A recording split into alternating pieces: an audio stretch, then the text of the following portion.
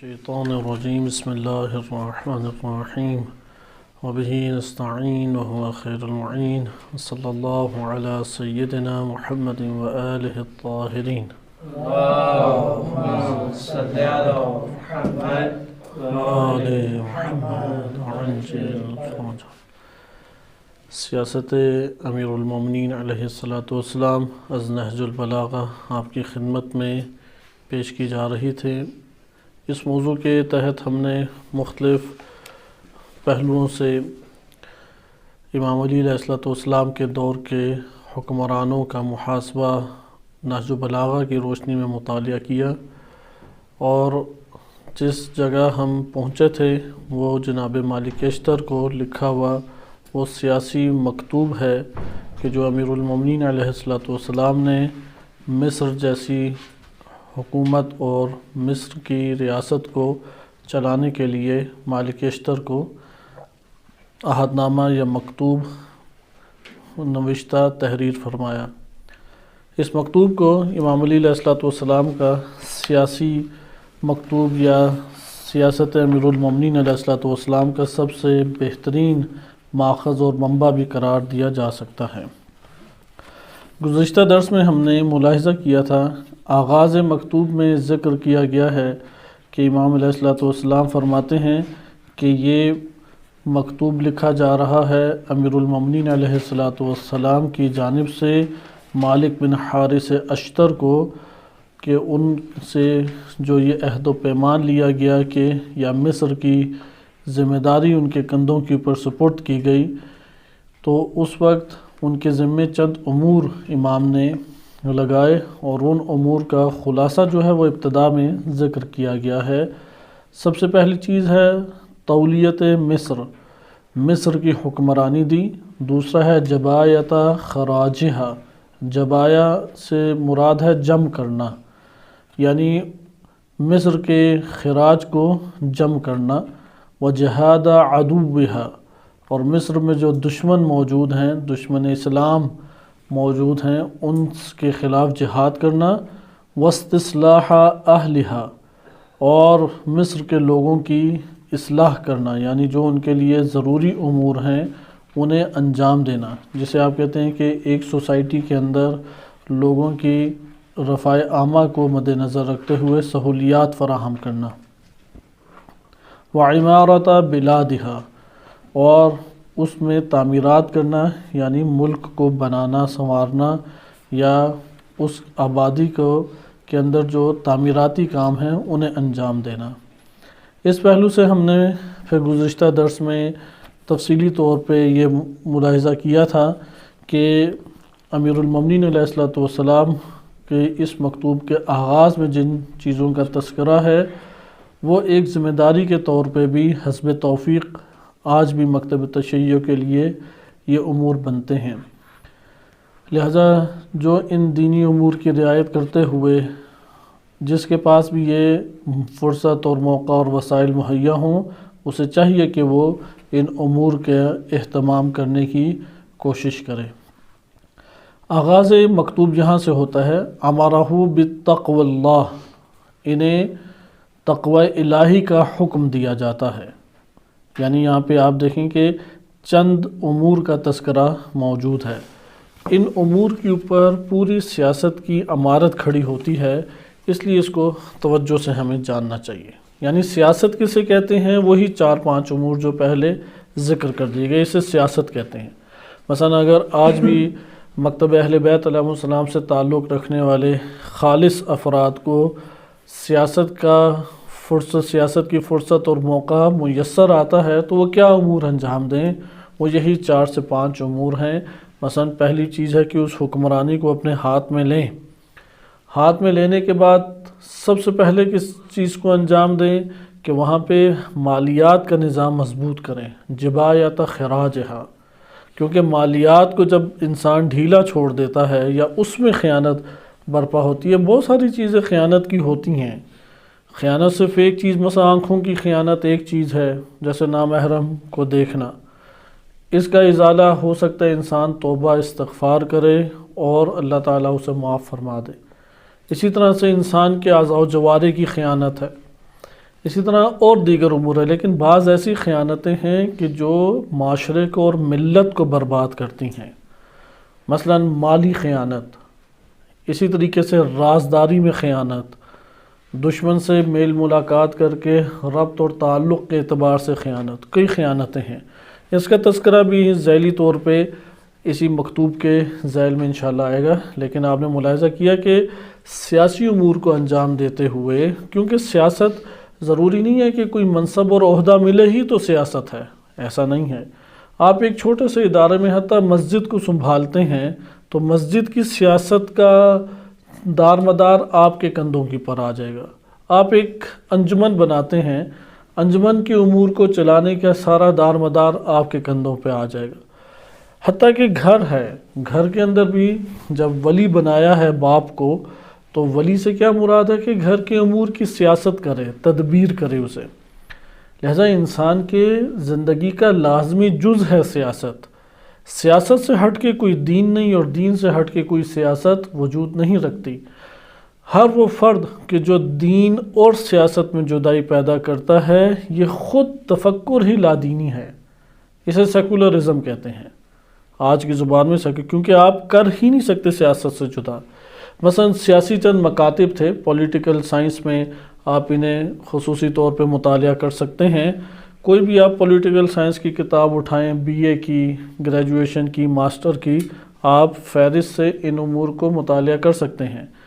Political science میں communism اور fascism ہے، سوشلزم ہے، ڈیموکریسی ہے، بڑے بڑے یہ مکاتب فکر ہیں۔ اب ظاہری طور پہ جو دنیا دار لوگ ہیں، جو دیندار نہیں ہیں، وہ سیاست کو دین سے جدا سمجھتے ہیں۔ اس کی بنیادی وجہ یہی انقلاب جو انگریزوں میں سائنسی انقلاب برپا ہوا، یہ بنیاد اصل بنا، کیونکہ کلیسا کی خطائیں زیادہ تھیں۔ کلیسا ان کا ایک دینی محکمہ، دینی ڈپارٹمنٹ تھا، دینی ادارہ تھا۔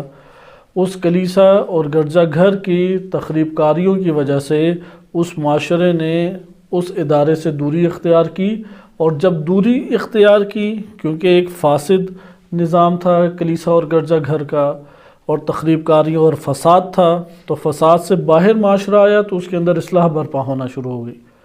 اس کا نتیجہ یہ نکلا کہ عوام الناس نے، غرب میں عوام الناس نے اس بات کے اوپر ایمان عوام الناس لے آئے کہ دین کا سیاست سے کوئی تعلق نہیں ہے۔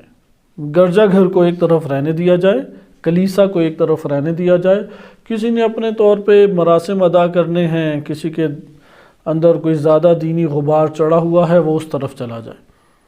یہ آج سے تقریباً 400-500 سال پرانی بات ہے کہ جب یہ دور آیا کہ سائنسی انقلاب کی وجہ سے وہاں پہ کاملاً کلیسا ایک طرف ہو گیا اور سائنس کی حکومت گویا کہ آ گئی، تو اس دور میں کلیسا کا کردار ختم ہو گیا، اور آہستہ آہستہ جو مفکرین پیدا ہوئے اس معاشرے کے اندر، اس دور کے مفکرین نے غربی مفکرین، یعنی انہوں نے دین کی تعریف اور دین کی حقیقت کو بھی مخدوش کر کے یا تحریف شدہ کر کے بیان کیا۔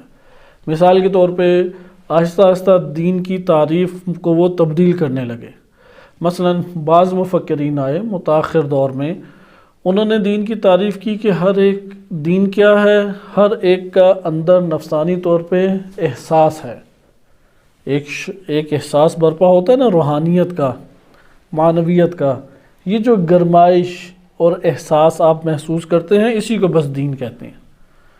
اور اس کے بہت سارے لوگ ہمارے معاشرے میں اپنے ذہن میں اسی نظریے کو لیے ہوئے ہوتے ہیں۔ اب انہیں وہ زبان نہیں آتی کہ کیسے بیان کریں۔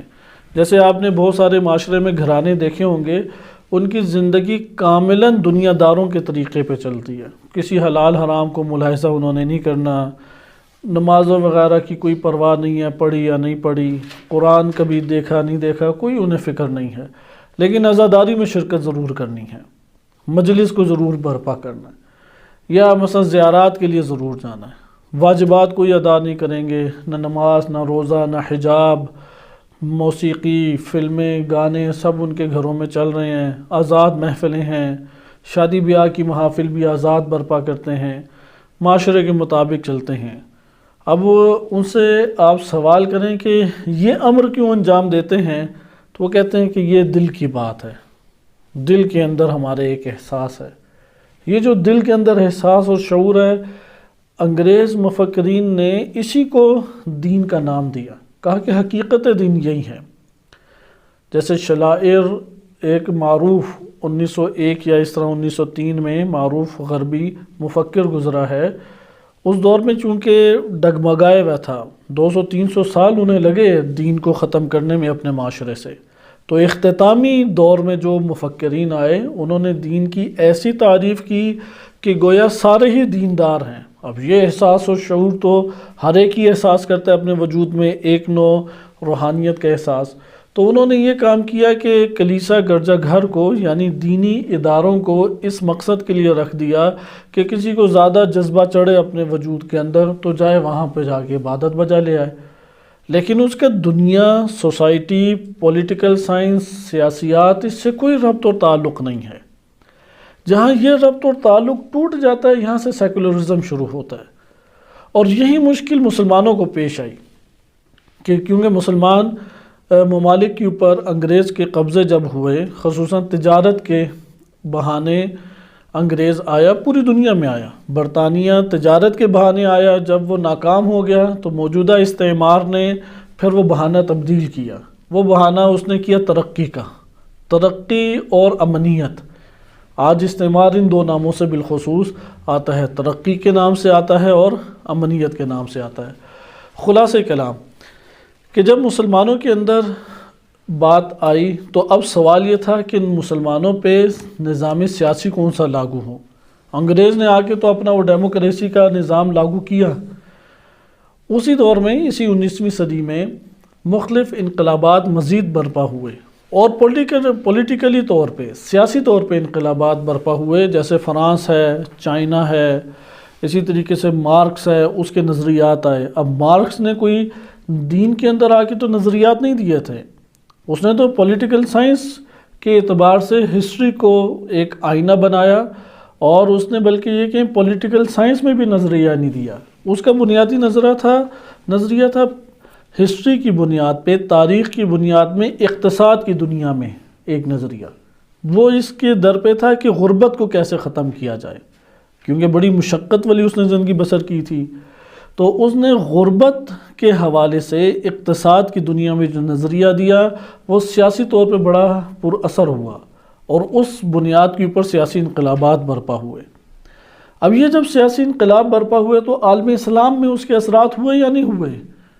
کیونکہ جب مارکس نے آ کے نظریہ دیا، مارکس کا نظریہ یہ تھا کہ ایک قوت ایک معاشرے کے اندر ایک عنصر قوی ہوتا ہے اور ایک عنصر ضعیف ہے، یعنی امیر ہیں اور غریب ہیں، وہ دونوں آپس میں ٹکراتے ہیں، اور ٹکرانے کے نتیجے میں پھر ایک اور طبقہ جنم لیتا ہے، وہ طبقہ پھر قوی ہو جاتا ہے، اس کے مقابلے میں پھر ایک اور غریب طبقہ ہوتا ہے، اور پھر ان کے آپس میں ٹکراؤ ہوتا ہے۔ اس لیے وہ کہتا ہے مثبت اور منفی کے ملنے سے ایک اور شے پیدا ہوتی ہے۔ اس نے تناقض کا اس زمرے میں انکار کیا۔ مارکس نے دین کا کاملاً انکار کیا کہ دنیا میں دین کی اساس پر اور دین کے انگیزے کے اوپر کوئی کام جنم نہیں لیتا، سب کا حقیقی انگیزہ پیٹ ہے، مفاد ہے، ذاتی مفاد۔ یہ مارکس کا نظریہ تھا۔ یعنی مارکس کہتا ہے کہ جتنے بھی مثلا اگر کوئی مدرسے پڑھ رہا ہے وہ اپنے پیٹ کی وجہ سے پڑھ رہا ہے، اگر کوئی مولوی نمازیں پڑھا رہا ہے، کوئی گرجا گھر میں بیٹھا ہوا ہے، وہ اپنے پیٹ کی وجہ سے بیٹھا ہوا ہے۔ دنیا میں سارے کے سارے امور کس سے چلتے ہیں؟ اس کا بنیادی جو مرکز ہے وہ پیٹ، مفاد اور اپنے نفع کو لینا ہے۔ اور اس صورت میں ایک طبقہ قوت اختیار کر لیتا ہے، وہ اپنے سے کمزور طبقے پہ ظلم کرتا ہے، وہ مظلومین اٹھتے ہیں اور پھر آپس میں ٹکراؤ ہوتا ہے اور نیا طبقہ جنم لیتا ہے۔ اور دنیا میں تاریخ اسی طور پہ پھر اس نے تاریخ سے یہ چیزیں ثابت کرنا شروع کی۔ مثلا قابیل نے کیوں حابیل کو قتل کیا، اسی طریقے سے بقیہ وہ چیزیں لے کے آتا ہے۔ مشرکین جتنے بھی تھے، مشرکین در حقیقت اس دور کے دیندار سربراہان تھے۔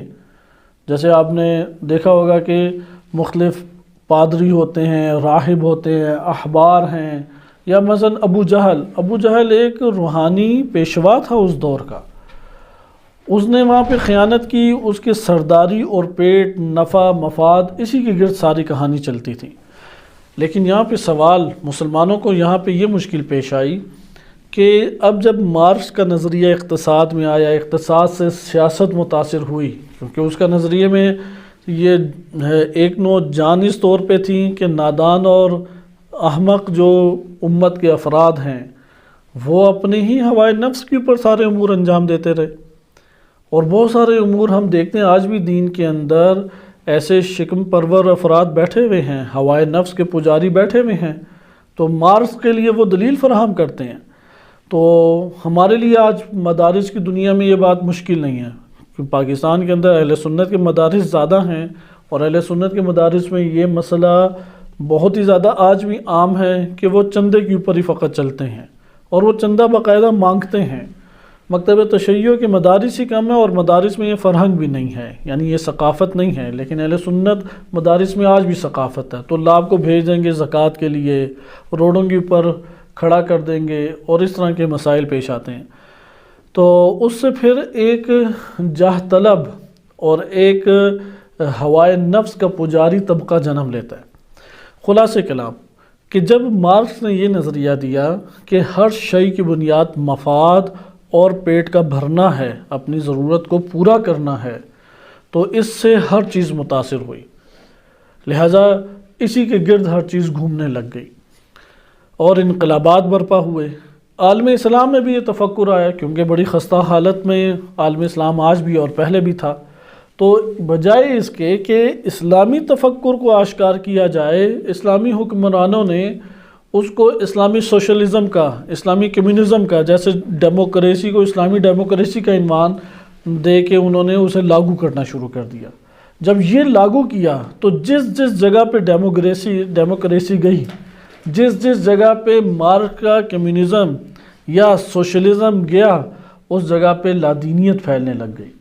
بالفاظ دیگر یہ جملہ مارکس ہی کے نظریات کا خلاصہ ہے کہ جو معروف ہے کہ دین ایک افیون ہے، وہ پلا کے اپنا کام کرتے ہو۔ دین کیا ہے؟ افیون۔ کسی کو تم نے مفاد نکالنا ہے تو نشہ آور دوا اسے دے دو۔ نشہ آور دوا کیا ہے؟ اسے دین کے اوپر لگا دو، وہ دین پہ لگ جائے گا، پھر جو کہو گے وہ کرتا چلا جائے گا۔ تو مارکس کی نظر میں دین کی یہ اہمیت تھی۔ اب جب یہ عمل انجام پایا تو یہاں سے اس وقت بھی پاکستان میں ایک بڑا طبقہ اس تفکر کا مالک ہے، اس لیے اس کے اندر کوئی مذہبی یا معنوی ایک عنصر کا احساس ہوتا ہے۔ وہ ہر ایک نے اپنے اپنے فرقے کے اعتبار سے طور طریقے بنائے ہوئے ہیں۔ مثلا بعض ہیں علم کے پاس چلے جائیں گے، زری کے پاس چلے جائیں گے، بعض مسجد چلے جائیں گے، بعض قرآن کی تلاوت شروع کر دیں گے، بعض ممکن ہے تسبیح اور ذکر پڑھنا شروع کر دیں۔ جب اس کے دائرے سے باہر آئیں گے تو وہی ان کی سابقہ زندگی، یعنی کوئی حلال حرام کی تمیز نہیں ہے، دین پہ عمل نہیں کرنا، خیانت کرپشن ویسے ہی کرنی ہے، دھوکہ دہی اسی طریقے سے ہے، کوئی دین کے اوپر عمل نہیں ہے۔ تو وہ جو پھر اس کا مطلب ہے کہ وہ جو غربی تفکر کہ دین ایک احساس اور ایک ادراک اور ایک شعور کا نام ہے، اس سے زیادہ کوئی اس کی حقیقت نہیں ہے۔ اس طرح کے طرز کے افراد بس اسی کو پھر اپنا نظریہ سمجھتے ہیں۔ نمبر 2 کہ سیاسی دنیا میں اگر آپ سیاست کو دین سے کاٹ دیں تو یہاں پہ تو آپ کے دین کا ہی دشمن ہوگی سیاست، کیونکہ جہاں جہاں پہ سیاسی سسٹم جو ہے وہ کمیونزم کے نام سے گیا، وہاں پہ دین کا انکار کیا۔ انہوں نے کہا دین تو افیون ہے، دین کے نام سے کوئی سیاست نہ کرو، دین کے عنوان سے کسی کو حاکم نہ بناؤ، مفاد کی سیاست کرو، تمہیں مفاد کی سیاست کرنی چاہیے۔ پاکستان میں بھی آج ہمارے حکمرانوں کا یہی نظریہ ہے، وہ مفاد کی سیاست کرتے ہیں، ذاتی مفادات حاصل کرتے ہیں، اور اگر ملک کے عنوان سے بات آ جائے کہ ایک ملکی سطح پہ کس موقف کو اختیار کیا جائے تو پھر مفاد کو مد نظر رکھیں گے۔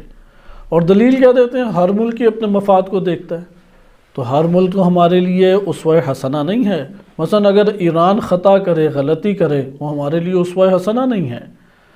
لہذا آپ نے ملاحظہ کیا کہ دین کو سیاست سے اگر جدا کر دیا جائے، صرف اور صرف بے دینی رہ جاتی ہے، اور اس قدر بڑا مسئلہ یہ بن گیا تھا کہ اسلام، دین اسلام خطرے میں پڑ گیا. اس لیے شہید مطہر رحمۃ اللہ علیہ، شہید باقر الصدر رحمۃ اللہ علیہ، شہید بہشتی آئے، دیگر بزرگان آئے، حتیٰ اہل سنت میں اخوان المسلمین کے اندر مختلف مفکرین ہیں، انہوں نے قلم اٹھایا اور سوشلزم، کمیونزم کے خلاف تحریریں لکھیں، ان کے دروازے بند کیے، ان کے شبہات کا جواب دیا، تب جا کے نظریاتی کچھ جوابات بنے. لیکن عملی پولیٹیکل سائنس تو خالی تھیں. عملی پولیٹیکل سسٹم جیسے پاکستان میں آج سارے شبہات کے جوابات آپ دے سکتے ہیں، شیعہ سنی دونوں دے سکتے ہیں، قرآن، روایات اور غربی جو شبہات کے اوپر کام ہوئے ہیں جواب دے سکتے ہیں. لیکن عملاً کون سی سیاست ہے؟ وہی ایک ناکام سیاست، ڈیموکریسی، جس کے اندر مفاد، جس کے اندر مارکسزم کے نظریات کی آمیزش وہ ہمیں دکھائی دیتی ہے. لہٰذا امام خمینی رحمۃ اللہ علیہ پہلی شخصیت ہیں جنہوں نے خالصتاً اسلام و مکتب اہل بیت علیہ السلام کی بنیاد کے اوپر ایک سیاسی سسٹم کو عملی طور پہ جامہ پہنایا. صرف نظریاتی طور پہ نہیں، نظریاتی طور پہ تو بہت ساری باتیں ہیں کتابوں کے اندر. لہٰذا انہوں نے پورے کے پورے سیاسی جتنے نظام ہائے سیاسی تھے جو گزشتہ 1000 سالوں سے مختلف طرز اختیار کر کے، صورتیں اختیار کر کے آ رہے ہیں، ان سب کے مقابلے میں امام خمینی رحمۃ اللہ علیہ نے عملی طور پہ ولایت فقیہ کا نظریہ پیش کیا، جس کی اساس اور بنیاد اللہ سبحانہ وتعالیٰ کی حاکمیت اور امام معصوم کی امامت و ولایت کے اوپر ہے، اور نظام نیابت کے آئینے میں اس کو امت کے اوپر حاکم قرار دیا.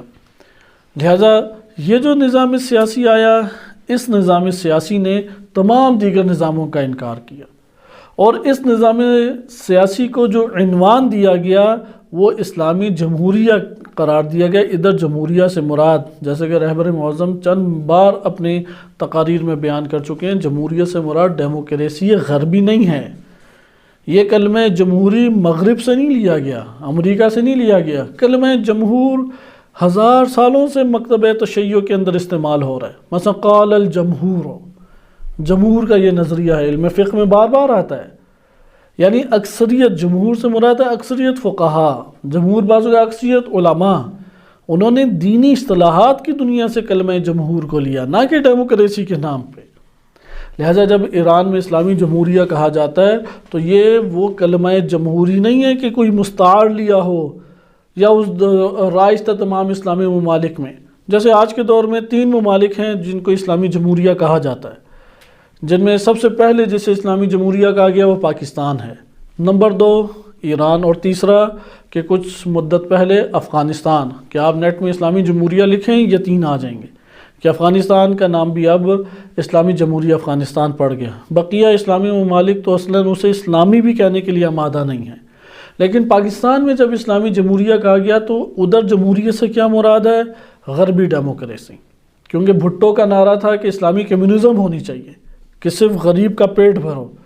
اس لیے پیپلز پارٹی آج بھی یہی روٹی کپڑا مکان کا نعرہ لگاتی ہے. نواز شریف مسلم لیگ کا نعرہ تھا ترقیاتی امور انجام دو. اس لیے وہ آتے ہیں تو ترقی کا نعرہ لگاتے ہیں، روڈیں بنائیں گے، سسٹم بنائیں گے، اور اس طرح کے نعرے لگاتے ہیں. اچھا اب عمران خان آیا ہے، اس نے مثلا انصاف کا نعرہ لگایا، اور انصاف کے نعرے میں ایک کے اوپر بھی عمل پیچھے کچھ بھی نہیں ہوا. خلاصہ کلام کہ آپ نے ملاحظہ کیا کہ امت اسلامیہ میں یہ بہت بڑا ایک مسئلہ پیش آ گیا کہ دین کو سیاست سے جدا کیا گیا. امیر المومنین علیہ الصلوۃ والسلام کی نظر میں دین سیاست سے جدا نہیں ہے. اگر ہم آج ان سیاسی امور اس اعتبار سے پوری دنیا میں سیاست کے ایک عنصر مشترک ہے، یعنی سب قائل ہیں کہ اسے سیاست کہتے ہیں، اور وہ ہے مینجمنٹ.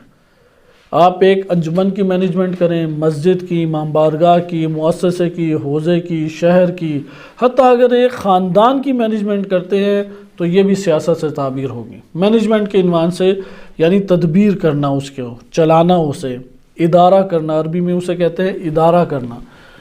یہ کیا کہلاتا ہے؟ سیاست. اگر آج مکتب تشیع اس کو دین کے رخ سے نہ دیکھے تو اس کا نتیجہ کیا نکلے گا؟ ہمارے لیے نظام بنائیں گے شیاطین، طواغیت، اہل غرب.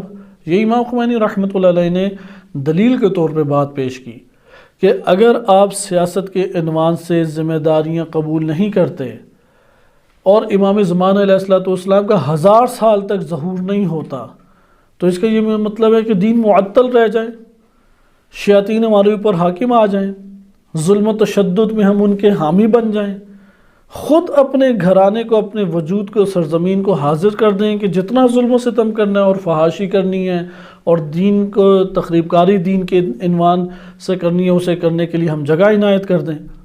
اس لیے امام خمینی رحمۃ اللہ علیہ نے لازم قرار دیا کہ یہ واجبات میں سے اوجب ہے کہ آپ اپنے جہاں تک آپ کی وسعت توانائی ہے اس میں ظلم کا خاتمہ کریں، شر کا خاتمہ کریں، فساد کا خاتمہ کریں، برائی کو مٹائیں۔ اگر آپ اپنی استطاعت کے مطابق نہیں کرتے، آپ نے ذمہ داری انجام نہیں دی۔ لہٰذا یہ سیاسی امور مثلا ایک علاقے کے اوپر ابھی ایک شیطان یا ایک طواغیت یا ایک شر اور فاسد حکمران، شریر اور فاسد حکمران نہیں آیا، آپ کہیں گے نہیں میری تو کوئی ذمہ داری نہیں ہے، نہ لوگوں کو کچھ کہیں اور آنے کے لیے ساری راہ ہموار کر دیں، خاموشی سے بیٹھے رہ جائیں، یہ دینداری ہے کوئی؟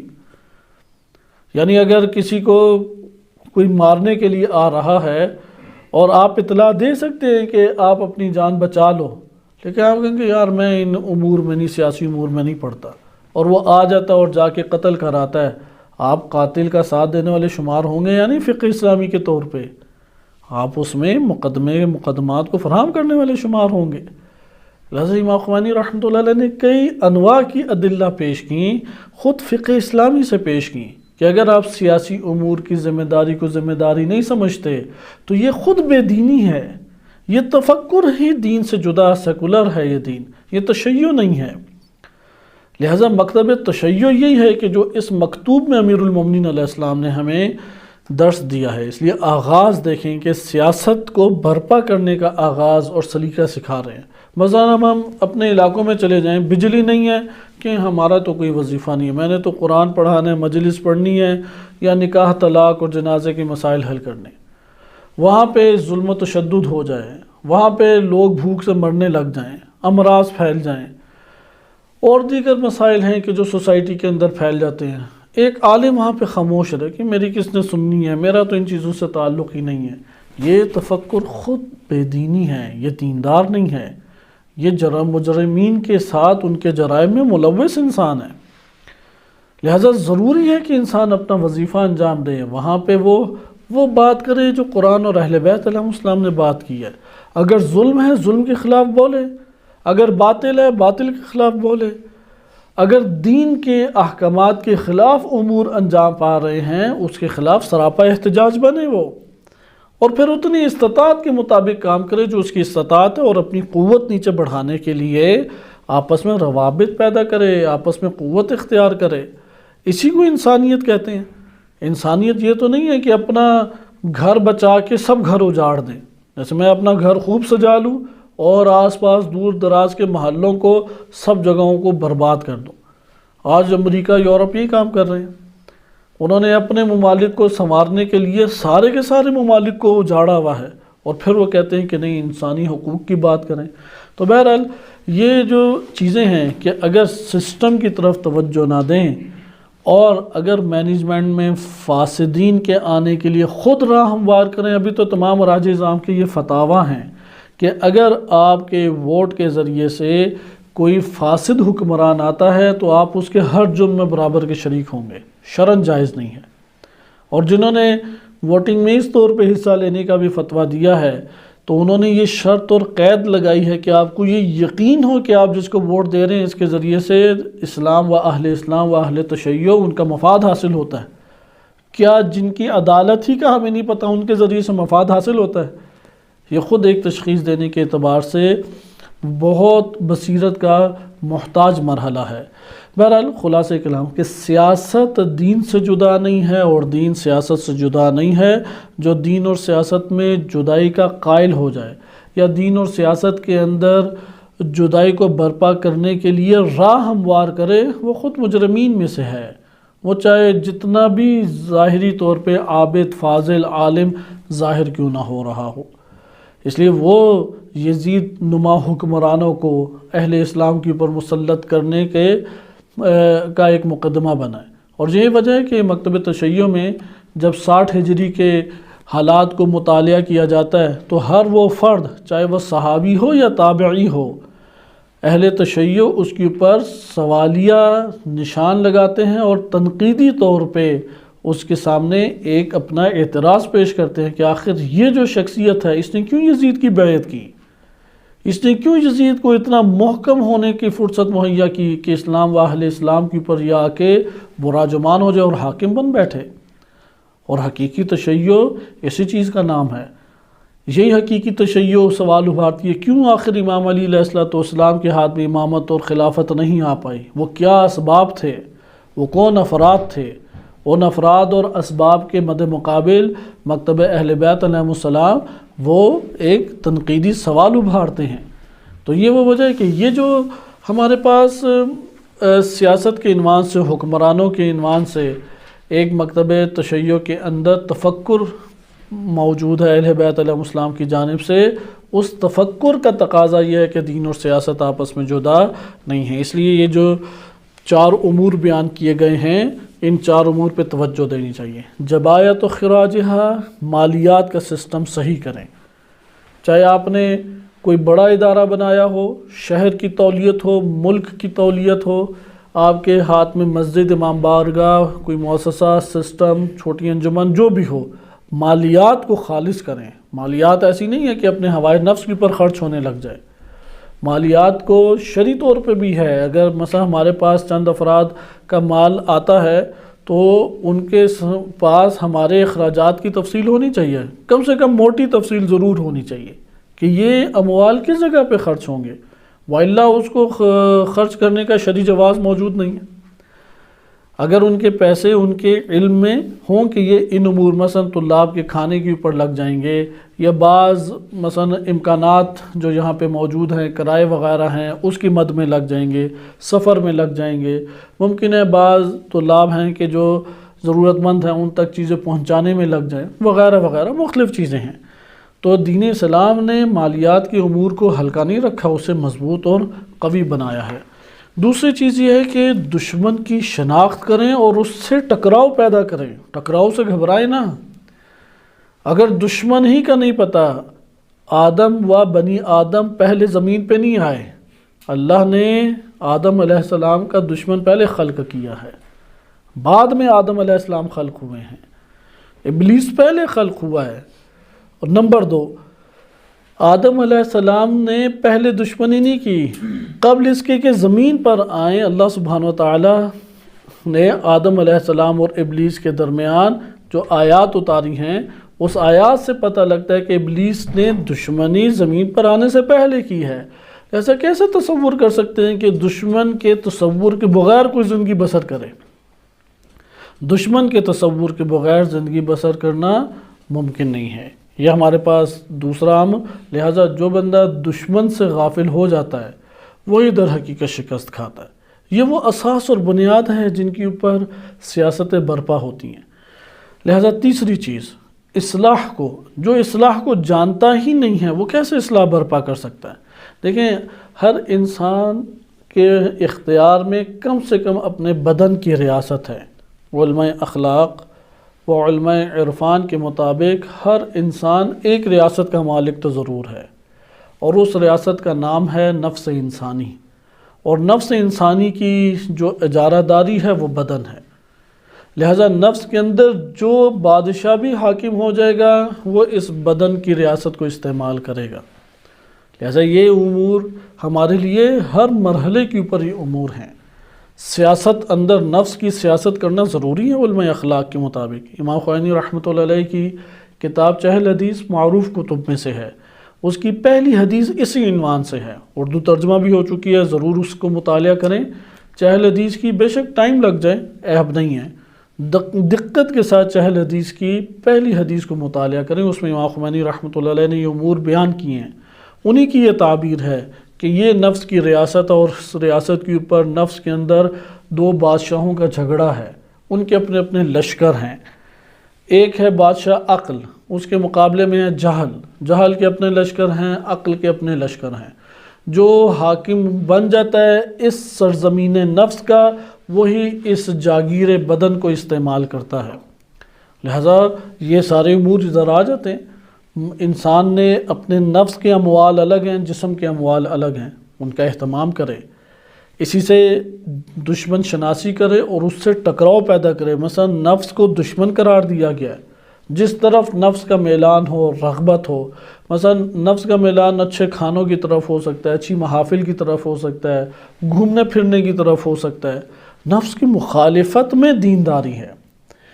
اسی طریقے سے اصلاح کی خبر ہونی چاہیے انسان کو، وہ عمارت بلاد ہے، سوسائٹی بنائے۔ آج تشیع کے اندر یہ تفکر کم ہے، سوسائٹی کو کیسے تشکیل دیا جائے، تشکیل دیں تو اسے مینج کیسے کریں۔ بعض ایسے ہمارے پاس علماء ہیں، سوسائٹیز شروع کی، بڑے پیمانے پہ نقصان ہوا اور بدترین طریقے سے ناکام ہو گئے۔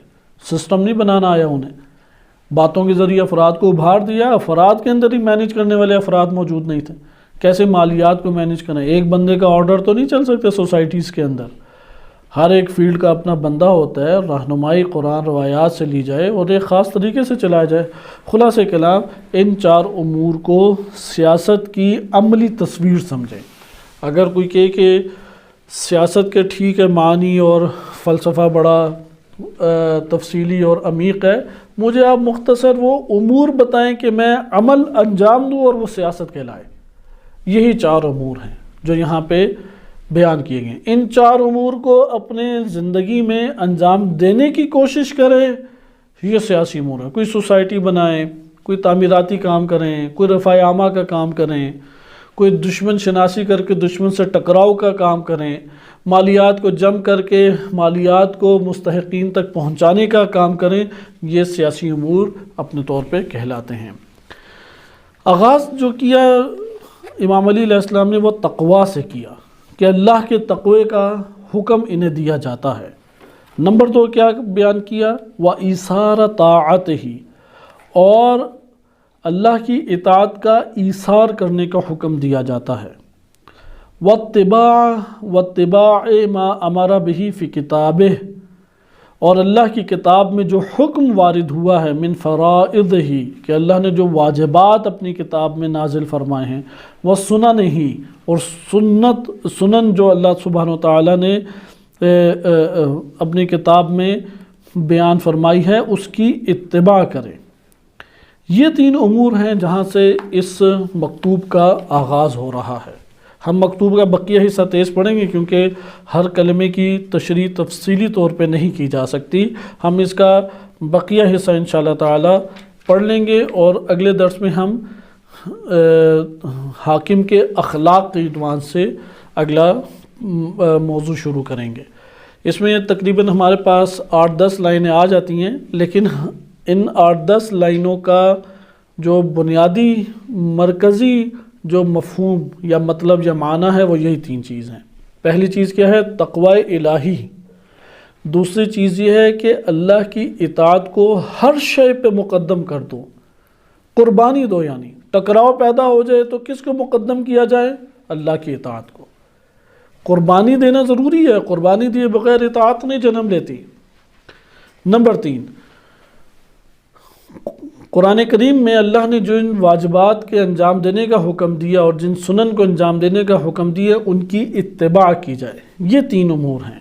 ان 3 میں سے ہم خصوصی طور پہ تقوی کو ملاحظہ کریں، کیونکہ تقوی کی اساس کے اوپر ہر وہ چیز جو تقوی کی اساس کے اوپر برپا ہو جائے وہ ناکام یا وہ برباد نہیں ہوتی، اور ہر وہ چیز جو تقوی کی اساس کے بغیر وجود میں آتی ہے وہ جتنے بھی وسائل اور امکانات کے ساتھ ہو وہ ہلاک اور برباد ہو جاتی ہے۔ یہ مطلب دوبارہ آپ کی خدمت میں عرض کیا جائے، تکرار اس لیے میں آپ کی خدمت میں کر رہا ہوں کہ عموماً یقین انسان کو اس بات پہ نہیں آتا، لیکن قرآن اور روایات شدت سے اس بات کے اوپر ابھار رہی ہیں۔ تم نے جس چیز کو بھی تعمیر کرنا ہے یا جس چیز کا بھی آغاز کرنا ہے، اس آغاز کی سرزمین کیا ہونی چاہیے؟ تقوی الہی۔ اور ہر وہ چیز جس کی اساس تقوی الہی نہیں ہے وہ جتنی بھی خوبصورت، جتنے بھی وسائل اور امکانات کے ساتھ ہو، جتنی ہی قد آور کیوں نہ ہو، اس کے وجود کے اوپر رقم ہے کہ اس نے برباد ہو جانا ہے۔ مثلا آپ ایک ادارہ بناتے ہیں، اساس کیا ہو؟ تقوی۔ آپ تبلیغ کرنے جاتے ہیں، اساس کیا ہو؟ تقوی۔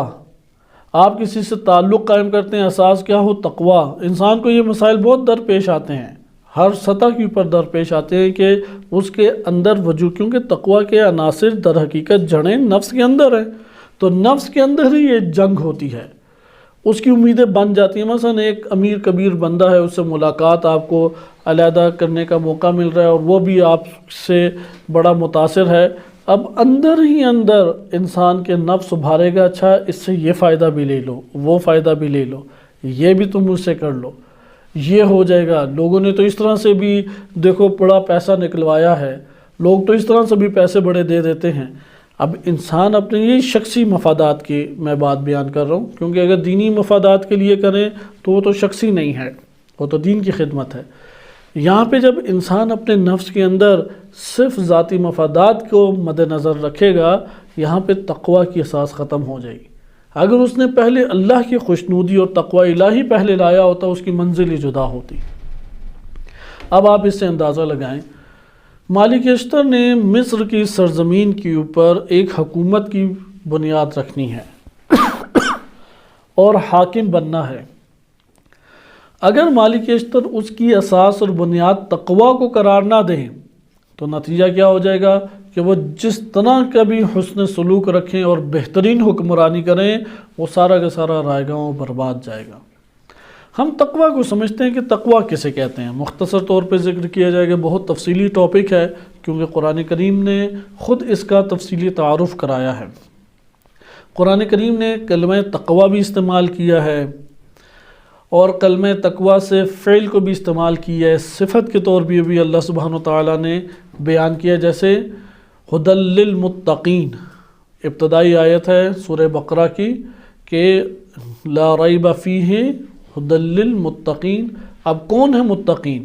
متقین تقوی کو یہاں پہ ایک صفت کے طور پہ متعارف کرایا ہے، جو انسان جس سے متصف ہوتا ہے، یعنی وہ انسان جو صفت تقوی سے متصف ہو جائیں انہیں کیا کہا جاتا ہے؟ متقی کہا جاتا ہے، یا لباس التقوی، قرآن نے تقوی کو لباس قرار دیا ہے، یعنی صفت جو چھائی ہوئی انسانوں کے اوپر ہو وہ متقی ہوتا ہے۔ تقوی ایک ایسی صفت ہے کہ اس صفت بعض ایسی صفات ہوتی ہیں کہ ممکن ہے کہ انسان اس سے متصف نہ کہلائے لیکن پھر بھی مومن ہوتا ہے، لیکن تقوی ایک ایسی صفت ہے جو ایمان کے تمام مراحل میں ضروری ہے، تمام مراحل میں، جیسا کہ علماء بیان کرتے ہیں۔ تقوی کی کیا تعریف ہے؟ لغتاً تقوی کہتے ہیں حفاظت کو، نگہداری کو، یعنی کیا؟ حفاظت کرنا، محافظت کرنا، وقایا سے، وقایقی وقایتن سے ہے، حفاظت کرنے کو کہتے ہیں۔ ایک دفعہ ہوتا ہے ایک عمل اجتناب کرنا، اسے کہتے ہیں پرہیز، پرہیز کرنا، اجتناب کرنا، یہ تقوی نہیں ہے، جیسے سید مطہر رحمۃ اللہ علیہ نے تصریح کی۔ البتہ ایسا بھی نہیں ہے کہ تقوی کے کسی عمل میں اجتناب ہے ہی نہیں، یہ بھی نہیں ہے مطلب، مثلا کوئی سمجھے کہ نہیں اجتناب الگ چیز ہے، تقوی بالکل ہی الگ چیز ہے، کسی جگہ پہ تقوی کے ساتھ اجتناب جم ہی نہیں ہوتا، ایسا بھی نہیں۔ جہاں پہ اجتناب کرنا عین تقوی ہو وہاں پہ جم ہے، لیکن بعض اوقات ایسا ہوتا ہے کہ اجتناب کرنا جو ہے وہ تقوی سے سازگار ممکن ہے نہ ہو، وہاں پہ آپ کو جا کے ٹکرانا پڑے گا۔ ضروری ہے کہ اس جگہ میں آپ ایک مقابلہ کریں، ٹکرائیں، کیونکہ اجتناب کرنے میں ٹکراؤ نہیں، آپ ہی ایک طرف چلے گئے، آپس میں ٹکراؤ ہوا ہی نہیں۔ تو تقوی کے اپنے مدارج ہیں، درجات ہیں۔ تقوی کا لغوی معنی خصوصاً ملاحظہ کریں، کیونکہ کیا قرآن کریم نے تقوی کی کہیں پہ تعریف کی ہے تو ہمیں کوئی ڈیفینیشن قرآن میں نظر نہیں آتی۔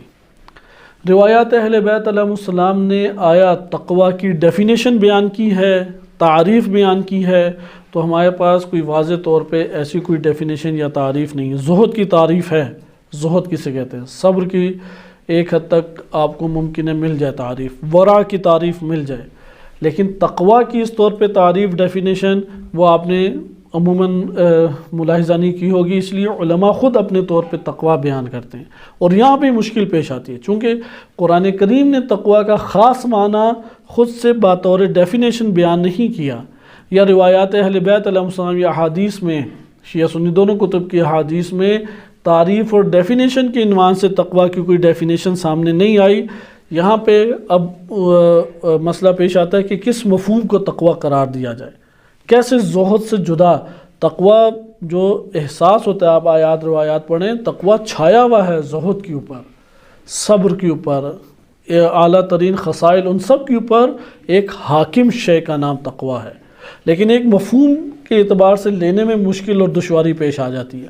ہم انہی آیات روایات کے تناظر میں مختصر طور پہ دیکھتے ہیں کہ پھر تقویٰ کا کیا معنی لیں، کیونکہ تقویٰ وقایا یقی سے، وقا یقی وقایتاً سے تو ایک معنی اہل عرب میں موجود تھا، اور وہ کیا معنی ہے جیسا کہ راغب نے بھی ذکر کیا ہے، وہ ہے ضرر رساں چیزوں سے اور نقصان دہ چیزوں سے حفاظت کرنا۔ یعنی قیود ہمارے پاس کتنی ہوگی؟ ایک ہے، اصل ہے حفاظت۔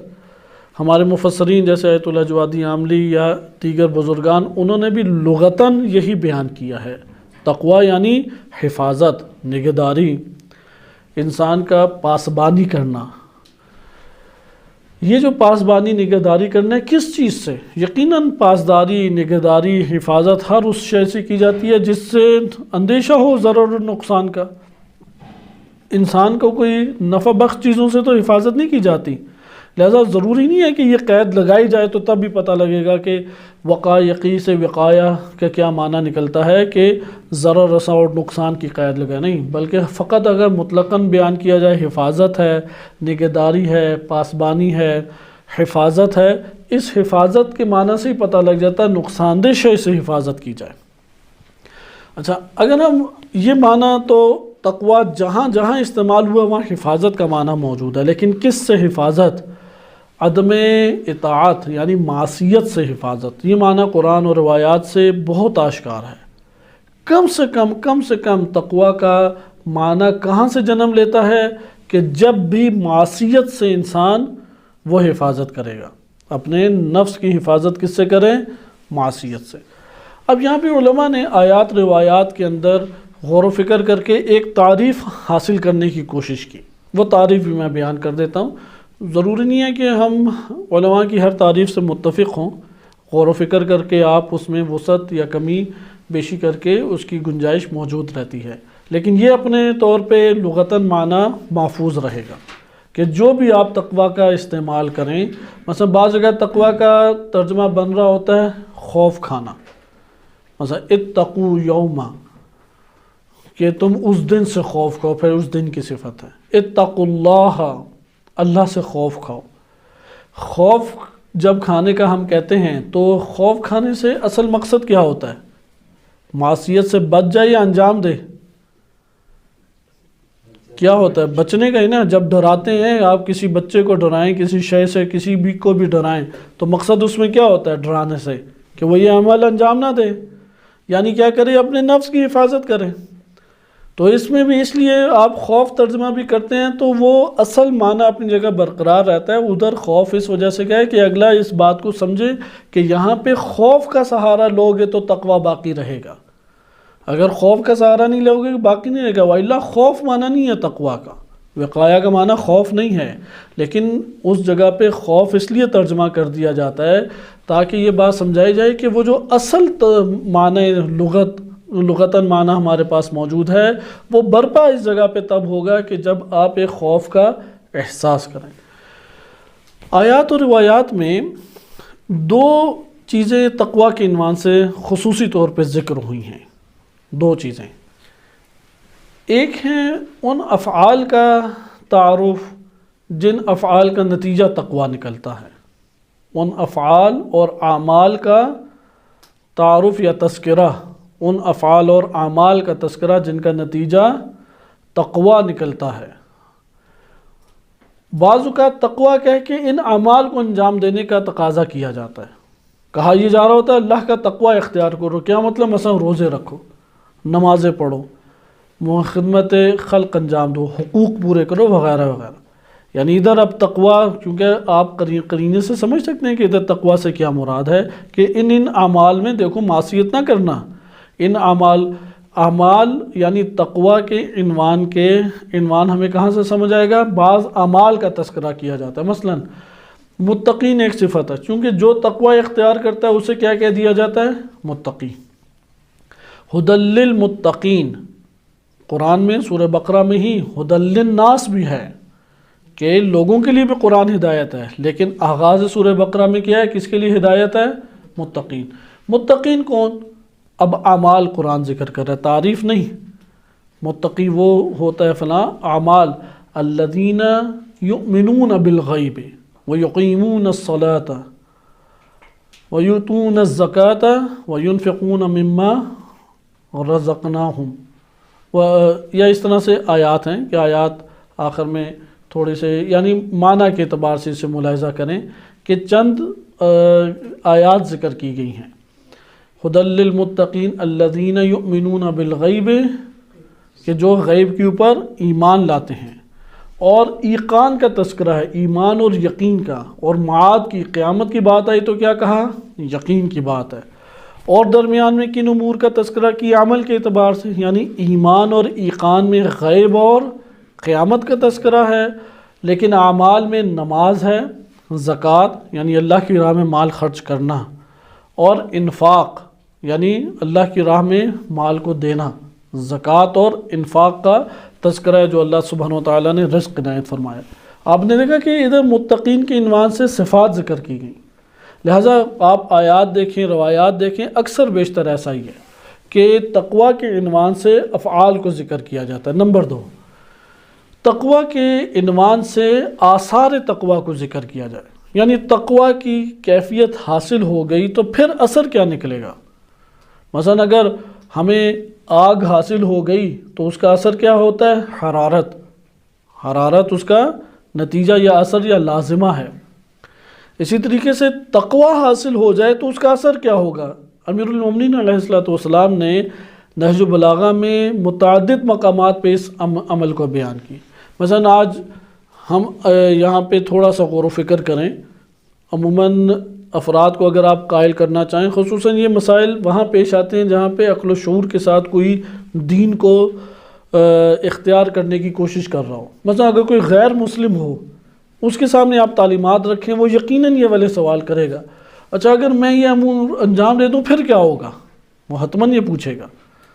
اس لیے ایک عام انسان عقل و فکر کے دوش کے اوپر اگر اس کو حاصل کرنے کی کوشش کرے ان معلومات کو، تو وہ یہاں پہ کہے گا ٹھیک ہے، میں تقوی کے عنوان سے جن اعمال کا تذکرہ آیات روایات نے کیا ہے، میں ایمان لانے کی کوشش کرتا ہوں، ایمانی کیفیت کی. اسی طریقے سے میں نماز ہے، زکوٰۃ ہے، انفاق ہے، اور اسی طرح سے قیامت کے اوپر یقین ہے، ان سب کی کوششیں کرتا ہوں. ان کو میں نے اگر انجام دے دیا تو پھر نتیجہ کیا ہوگا؟ نتیجے کے طور پہ آثار تقوی سامنے آتے ہیں. مثال کے طور پہ نہج البلاغہ سے میں آپ کی خدمت میں تیزی سے کچھ پڑھتا ہوں حصہ، اور اس سے آپ کو یہ تقوی کا مطلب پتہ لگے گا، اور پھر اردو میں ہم انشاءاللہ تعالی اس صفحے کو تیزی سے مطالعہ کرتے ہیں. یہاں پہ نہج البلاغہ سے مطلب کو بیان کرنے سے پہلے یہ ذکر آپ کی خدمت میں کر دیا جائے. بس ہمارے پاس عنوان تقوی کہ یہ جو امارہ بتقوی اللہ، تقوی کے 3 ہم نے پوائنٹس کے اوپر بحث کی ہے. پہلا ہے تقوی کا معنی. علماء نے تقوی کا جو معنی کیا اسے کہا ہے کہ ملکہ نفسانی. ملکہ نفسانی ایک ملکہ کا نام ہے. ملکہ سے مراد کیا ہے؟ کیونکہ ممکن ہے کہ بہت سارے افراد کو کلمہ ملکہ نہ معلوم ہو. عادت اور ملکہ میں فرق ہوتا ہے. ایک دفعہ انسان کے اندر ایک شے کی قوت حاصل ہے. میں آسان مثال دے کے اس ملکہ نفسانی کی آپ کی خدمت میں تشریح پیش کرتا ہوں. ایک دفعہ انسان کے اندر قوت حاصل ہے، لیکن عملاً وہ قوت اس کو حاصل نہیں ہوئی. قوت کے اعتبار سے صلاحیت ہے، لیکن وہ صلاحیت عملی نہیں ہے، ابھی فعلی نہیں ہے. مثلا لکھنے کا، قلم سے لکھنے کی صلاحیت ہر ایک کو اللہ تعالیٰ نے دی ہے، یعنی اندر صلاحیت کے عنوان سے اللہ نے یہ مادہ رکھا ہے کہ ہر کوئی لکھ سکتا ہے جس کے ہاتھ پاؤں سالم ہیں. لیکن اب ایک بچہ لکھنے لگتا ہے، اس کو آپ الف ب لکھاتے ہیں، مثلا ڈاٹ بنے ہوئے ہیں، وہ بڑی مشکل سے ایک کے اوپر اپنے پینسل پھیرتا ہے، پھر 1 2 3 اس طرح سے. کیا یہ لکھنا کہلائے گا یا نہیں کہلائے گا؟ لکھنا کہلائے گا لیکن ملکہ لکھنا نہیں کہلائے گا. عملی صلاحیت ابھی حاصل نہیں ہوئی اسے. لکھا ہے، لکھنا ہے، عمل انجام پا گیا لیکن صلاحیت عملی حاصل نہیں ہوئی. پہلی کلاس اس نے اسی طرح پاس کی، دوسری کلاس، تیسری کلاس، چوتھی کلاس. اب دیکھیں کتنے سال گزر رہے ہیں، وہ لکھنے کا عمل انجام دے رہا ہے، لکھنا کہلا رہا ہے لیکن ملکہ نہیں حاصل ہوا. ایک دفعہ آئے گا کہ وہ ارادہ کرتا ہے تو ہاتھ چل پڑتا ہے. جیسے بھی آپ لوگ لکھتے ہیں، آپ ارادہ کرتے ہیں تو ہاتھ چل پڑتا ہے. یہ جو ارادے کے دوش پہ فوراً عمل صادر ہو جائے، اس کو کہتے ہیں ملکہ. اس لیے ملکہ یہ نفس کے اندر حاصل ہونے والی وہ قوت ہے. ارادے کے جیسے ہی ارادہ برپا ہو تو فوراً کیا ہو جاتا ہے؟ عمل صادر ہو جاتا ہے. اس کو کہتے ہیں ملکہ. جیسے آپ بھاگنے کی ہم سب کو اللہ تعالیٰ نے بدن کے اندر، نفس کے اندر صلاحیت دی ہے. اب ایک بندہ 10 قدم ہی بھاگتا ہے تو سانس خوب اسے چڑھ جاتا ہے. بھاگا یا نہیں بھاگا، بھاگنے کا عمل تو انجام دیا لیکن بھاگنے کا ملکہ حاصل نہیں ہوا. وہ ہر روز 2-3 کلومیٹر بھاگتا ہے اور 5-6 مہینے کے بعد وہ ایک سکون محسوس کرتا ہے بھاگنے میں. ارادہ کرتا ہے تو بھاگنے لگ جاتا ہے. یہ ملکہ ہے. اسی طریقے سے یہاں پہ ہمارے علماء نے بیان کیا ہے کہ ملکہ نفسانی ہے تقوی. یعنی ان اعمال کو آپ نے اس طرح سے انجام دیا ہے، کیونکہ یہ ھدی للمتقین کے ذیل میں جو صفات بیان کی گئی ہیں اس سے ہمیں پتہ لگ گیا کہ تقوی 2 چیزوں پر مشتمل ہوتا ہے. ایک اعتقادات ہیں اور ایک اعمال ہیں. ایک اعتقادات ہیں اور ایک اعمال ہیں. ان اعتقادات اور اعمال کو اس طرح سے آپ کا انجام دینا کہ آپ کے اندر ملکہ حاصل ہو جائے. مثلا مجتہد بھی اسی کو کہتے ہیں جس میں اجتہاد کا ملکہ حاصل ہو جائے. وَإِلَّا درس خارج تو ہزاروں لوگ پڑھتے ہیں، لیکن ایک نے ادلہ دلائل کو اتنا استعمال کیا کہ اس کا نفس فوراً ہی پلس مائنس کر کے نتیجہ اخذ کر لیتا ہے، آیت اور روایت سے حکم شرعی کو حاصل کر لیتا ہے. اسے کہتے ہیں ملکہ اجتہاد. کلمہ ملکہ خصوصی طور پہ اصطلاح ہے، اس لیے انہوں نے تقوی کو کیا قرار دیا؟ ملکہ. لہٰذا ہر وہ چیز، اب اس ملکہ کا نتیجہ دیکھیں، جب بھی کوئی ایسی شے جو انسانی نفس کے لیے ضرر رکھتی ہے، بدن کے لیے نہیں. ممکن ہے تقوی کا تقاضا ہو کہ گردن کٹا دو، اور یہ بھی ممکن ہے تقوی کا تقاضا ہو کہ موسیٰ علیہ السلام کی طرح فرار کرو مدائن کی طرف. تقوی کے دونوں تقاضے ہو سکتے ہیں. اس لیے ہمیشہ جان بچانا تقوی نہیں ہے، گردن کٹانا بھی بعض اوقات تقوی ہوتی ہے. ہر دفعہ گالیوں سے بچنا تقوی نہیں ہے، بعض اوقات گالیاں کھانا تقوی بن جاتا ہے، موارد کے حساب سے ہوتا ہے.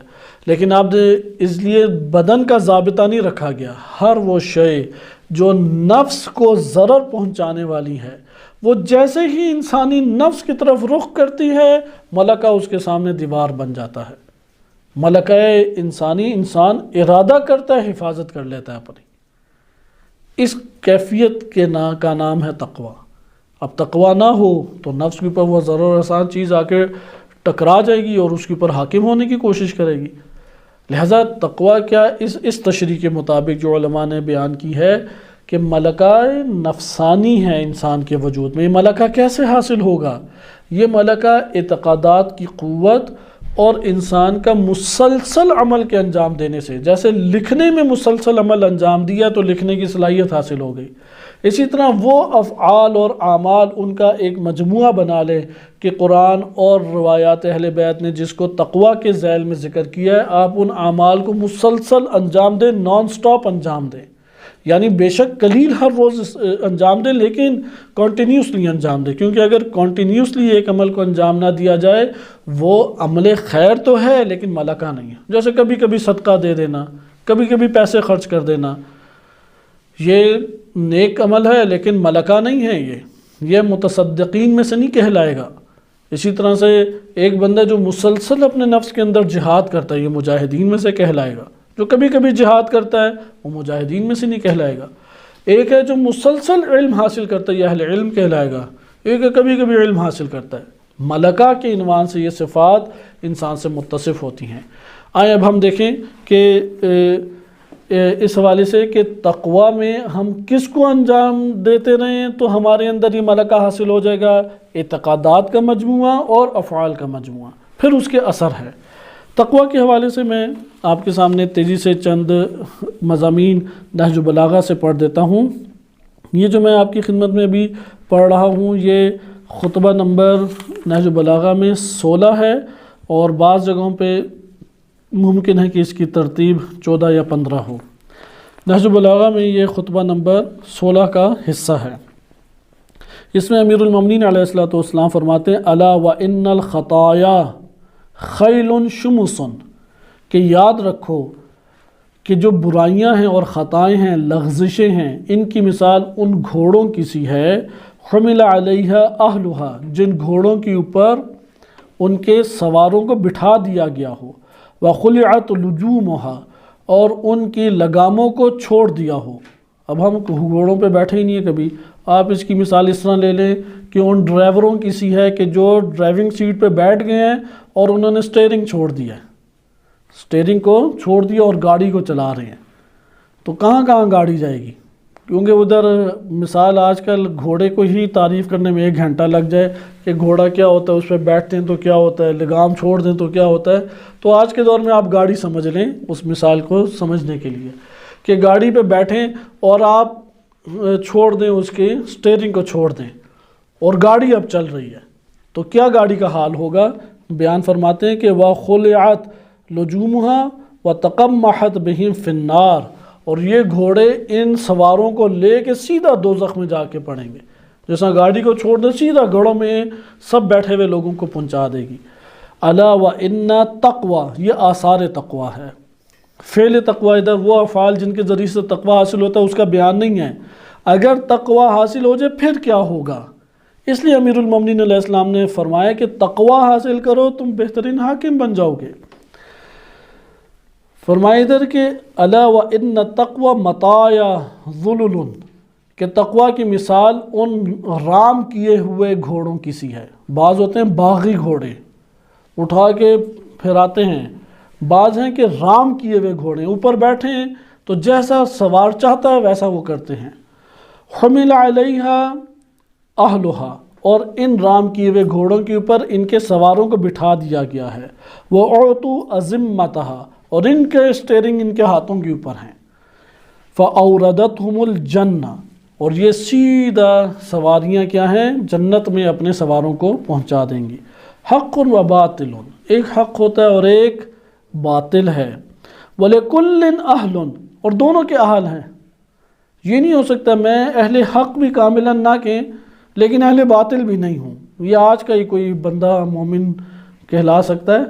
امام علی علیہ السلام کی لغت میں ایسا کوئی بندہ نہیں ہے کہ جو درمیانہ ہو، یا اہل حق ہے یا اہل باطل ہے۔ امیر المومنین علیہ السلام کی نظر میں درمیانی صورت نہیں ہے، ٹھیک ہے مجھے آپ اہل حق نہ کہیں لیکن میں اہل باطل بھی نہیں ہوں، ایسا کوئی مورد نہیں ہو سکتا۔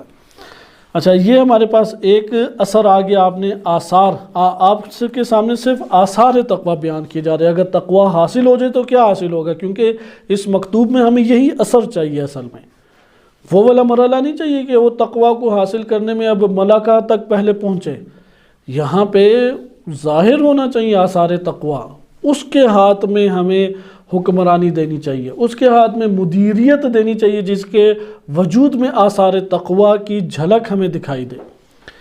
آثار تقوی میں سے ایک اور مورد ہے، اور یہ خطبہ نمبر ہمارے پاس آ جاتا ہے 157، ممکن ہے بعض جگہوں پہ 155 یا 54 ہوں۔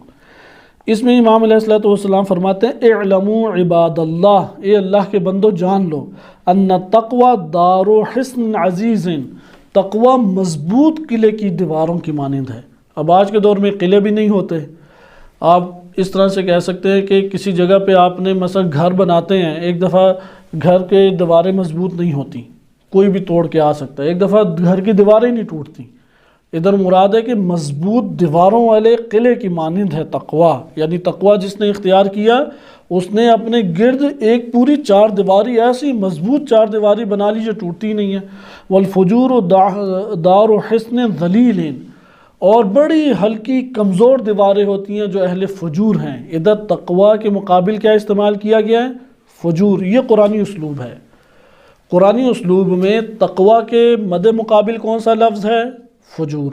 روایات اہل بیت علیہ السلام میں تقوی کے مد مقابل قرآن ہی کی بنیاد پہ کیا ہے؟ فجور.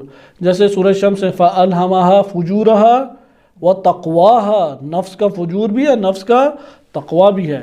تو ادھر ہے کہ فجور جو انجام دیتا ہے، فجور جب تک باطن میں انجام نہ پائے جسم سے انجام نہیں پا سکتا.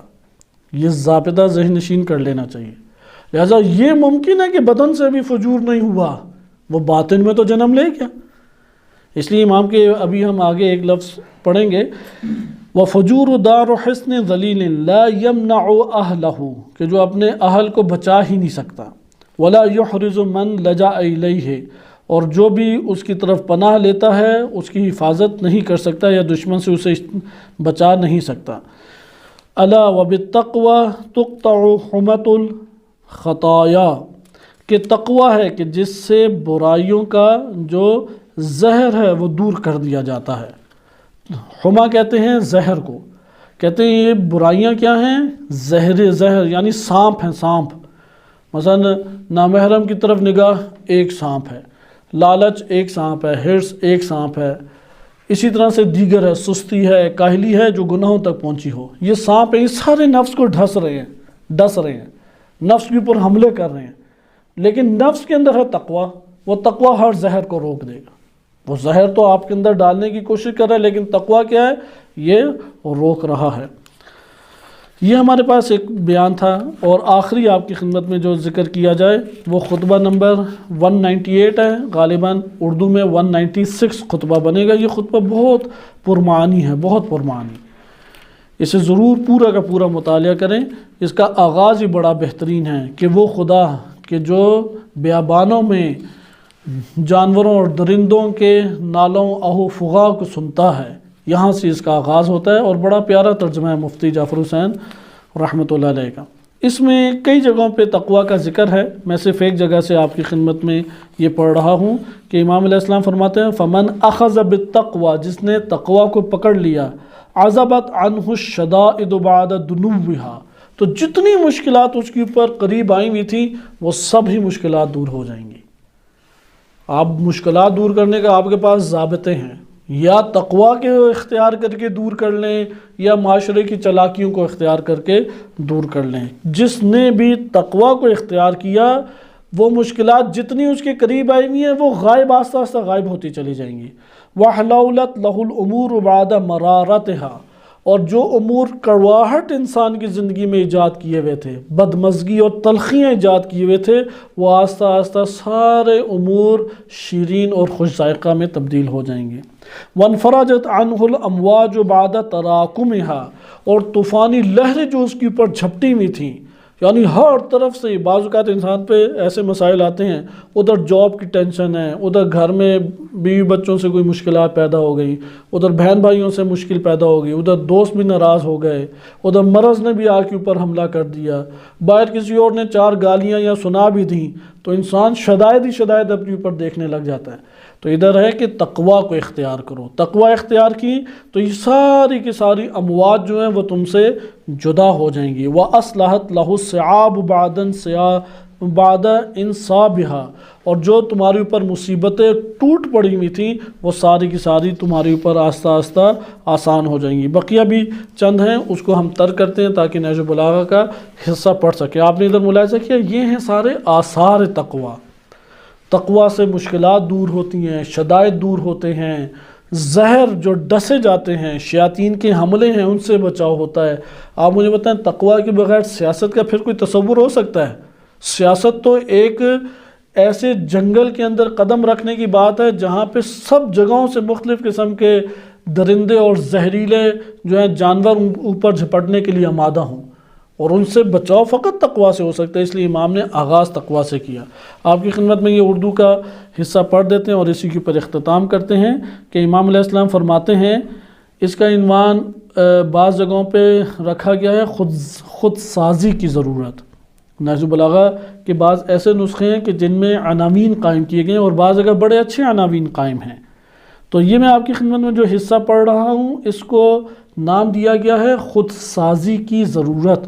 آپ والد بنیں، مدیر بنیں، آپ کوئی کسی انجمن کے صدر بنیں یا آپ کسی اور علاقے کے اندر سیاست میں قدم رکھیں، خود سازی کے بغیر قدم رکھا تو یہ دردناک عذاب اور اپنے آپ کو تکلیف میں مبتلا کرنا ہے۔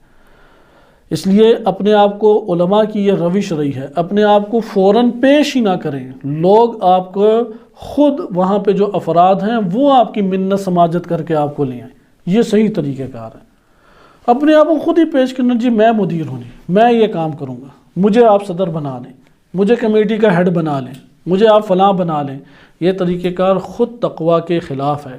اپنے آپ کو خادم کے طور پہ، متواضع طور پہ، مددگار کے طور پہ، ناصر کے طور پہ قرار دیں اور پھر اس کی صلاحیت کی بنیاد پہ اتفاق کریں کہ ہم نے اسی کو اوپر لے کے آنا ہے۔ ترجمہ دیکھیں، انہیں حکم ہے کہ اللہ کا خوف کریں۔ مفتی صاحب نے ترجمہ خوف لکھا ہے، لیکن ہم ادھر تقویٰ ترجمہ کریں گے کہ اللہ کا تقویٰ اختیار کریں اور اس کی اطاعت کو مقدم سمجھیں، یعنی قربانی دیں، بقیہ چیزوں کی قربانی۔ یہ قربانی کا لفظ ایثار یعنی قربانی، آپ کو لذات کی قربانی، خواہشات کی قربانی، گھرانے کی قربانی، یہ قربانی دیں گے تو مقدم ہوگا۔ مثلا ادھر بیوی بچے ناراض ہو رہے ہیں، ادھر اب میری نشست بھی ہے یا درس بھی ہے یا فلاں دینی کام ہے، تو کیا کروں؟ بیوی بچوں کو راضی کروں تو یہ رہ جائے گا، یہ انجام دوں تو وہ ناراض رہ جائیں گے۔ قربانی دیں، انہیں تھوڑی دیر کے لیے ناراض ہونے دیں، عیب نہیں ہے، لیکن حقوق کے مخالف نہ ہو، یہ شرط ہے، حقوق کے مخالف نہ ہو۔ اطاعت یعنی ایک طرف ہے لذت، یعنی دوست ناراض ہو جائے گا، لذتوں سے رہ جاؤں گا، دوسری طرف ہے علم کا حصول، علم کو حاصل کریں، وہ باللذتی قبول کریں۔ اس لیے اس کو کہتے ہیں اللہ کی اطاعت کو مقدم سمجھیں اور جن فرائض اور سنن کا اس نے اپنی کتاب میں حکم دیا ان کی اتباع کریں۔ انہی کی پیروی سے سعادت اور انہی کے ٹھکرانے اور برباد کرنے سے بدبختی دامنگیر ہوتی ہے۔ یعنی جو اللہ کی احکامات کی پیروی نہیں کرتا اس سے بدبختی آتی ہے، اور جو پیروی کرتا ہے وہ سعادت مند ہو جاتا ہے۔ اور یہ کہ اپنے دل، اپنے ہاتھ اور اپنی زبان سے اللہ کی نصرت میں لگے رہیں۔ اس کی تشریح انشاءاللہ آگے آئے گی، اس لیے ابھی نصرت کے معنی کے اوپر تشریح نہیں کی جا رہی، کیونکہ خدا بزرگ و برتر نے ذمہ لیا ہے کہ جو اس کی نصرت کرے گا وہ اس کی مدد کرے گا۔ اگر ہم چاہتے ہیں کہ اللہ ہماری مدد کرے، ہم اللہ کی نصرت کریں، اور اللہ کی نصرت ہے کہ دین کو نشر کریں اور دین کو گاڑ دیں۔ جو دین کے لیے امر انجام دیتا ہے اللہ اس کا ناصر ہو جاتا ہے۔ کم سے کم یہ جو محدود زندگی بسر کرنے کی حوض علمیہ میں مجھے توفیق ملی ہے، ایک بھی ایسے فرد کو محتاج نہیں دیکھا کہ جو دین کی مدد میں مخلص ہے۔ یہ زندگی کا ایک تجربہ ہے، بزرگان کی زندگی کو بھی دیکھا ہے اور اپنی ایک مختصر سی زندگی بھی ہے۔ جو خلوص سے دین الہی کے لیے اپنے آپ کو خلوص سے قدم بڑھاتا ہے وہ نادار نہیں رہتا، وہ محتاج نہیں رہتا، اللہ تعالیٰ اس کا مددگار ہو جاتا ہے۔ اور جو اس دین کی حمایت کے لیے کھڑا ہوگا وہ اسے عزت اور سرفرازی بخشے گا۔ یہ تو ہم سب گواہ ہیں کہ دنیا میں غریب فقیر تک افراد ہیں، انہوں نے جب دین کی حمایت اور دین کی مدد کی ہے تو وہ گمنام افراد پوری دنیا میں عزت افزا ہو گئے اور اللہ تعالیٰ نے انہیں عزت دی۔ اس کے علاوہ انہیں حکم ہے کہ وہ اپنی نفسانی خواہشات کے وقت اپنے نفس کو کچلیں اور اس کی منہ زوریوں کے وقت اسے روکیں، کیونکہ نفس برائیوں ہی کی طرف لے جانے والا ہے، مگر یہ کہ خدا کا لطف و کرم شامل حال ہو جائے۔ اس لیے یہ نہ کہ یار میں تو ایسا نہیں کر سکتا تھا، یہ میں جو بھی کہتا ہے نا وہ گرفتار ہے، یہ اللہ کا کرم ہے اس کے اوپر، تب وہ بچ سکتا ہے ورنہ نہیں۔ اے مالک، اس بات کو جانے رہو کہ تمہیں ان علاقوں کی طرف بھیج رہا ہوں جہاں تم سے پہلے عادل اور ظالم کئی حکومتیں گزر چکی ہیں، اور لوگ تمہارے طرز عمل کو اسی نظر سے دیکھیں گے جس نظر سے تم اپنے اگلے حکمرانوں کے طور طریقوں کو دیکھتے رہے ہو، اور تمہارے بارے میں بھی وہی کہیں گے جو تم ان حکمرانوں کے بارے میں کہتے ہو۔ یہ یاد رکھو کہ خدا کے نیک بندوں کا پتہ چل جاتا ہے اس نیک نامی سے جو انہیں بندگان الہی میں اللہ نے دے رکھی ہے۔ مثلا اگر آپ نے جاننا ہے کہ کون عالم اور کون مثلا طالب علم وہ اچھا ہے تو دیکھیں کہ نیک لوگوں میں اس کا تذکرہ کیسا ہے۔ ہر قسم کے افراد میں تذکرہ نہیں، نیک افراد میں اس کا تذکرہ کیسا ہے۔ لہٰذا ہر ذخیرے سے زیادہ پسند تمہیں نیک اعمال کا ذخیرہ ہونا چاہیے۔ تم اپنی خواہشوں پہ قابو رکھو اور جو مشاغل تمہارے لیے حلال نہیں ہیں ان میں اپنے اوقات صرف کرنے سے اپنے نفس کے ساتھ بخل کرو۔ نفس میں بخل اسی جگہ جائز ہے جب حرام سے بخل کرنا جائز ہے، وَإِلَّا بخل کرنا جائز یعنی بخیل جو حرام سے بخیل ہوتا ہے وہ اللہ کی بارگاہ میں باعزت ہے، کیونکہ نفس کے ساتھ بخل کرنا ہی اس کے حق کو ادا کرنا ہے، چاہے خود اسے پسند کرے یا ناپسند۔ ممکن ہے کہ ایک امر ہے وہ انسان کو بڑا پسند آئے، محبوب ہو، تو انسان اس کی طرف نفس مائل ہوتا ہے، آپ بخل کریں، اور بعض اوقات ہوتا ہے ایک امر ناپسند ہے لیکن اللہ چاہتا ہے کہ اسے انجام دو، تو وہاں پہ اپنے نفس کو اس کی طرف مائل کرے۔ یہ کلام آپ امام علی علیہ السلام کے خطبات اور مکتوبات میں کثرت سے دیکھیں گے کہ امام نفس کی شدید مذمت کرتے ہیں، حتیٰ کہ ایک جگہ فرماتے ہیں کہ اچھائیوں میں بھی تم نفس کے دوش کی پر اچھائیاں نہ کرنے لگ جاؤ۔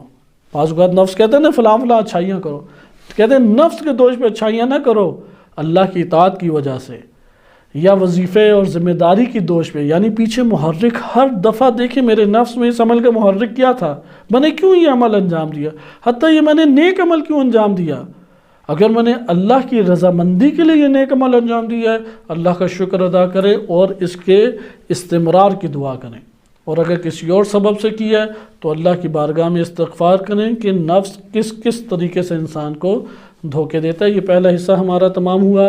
اس میں ایک پہلو سیاسی حوالے سے تشریح کے قابل ہے، جس میں امام نے فرمایا کہ تم سے پہلے عادل اور ظالم حکومتیں گزر چکی ہیں، انشاءاللہ اس کو ہم اگلے درس میں ملاحظہ کریں گے۔ صلی اللہ علیہ سیدنا محمد وآلہ الطاہرین۔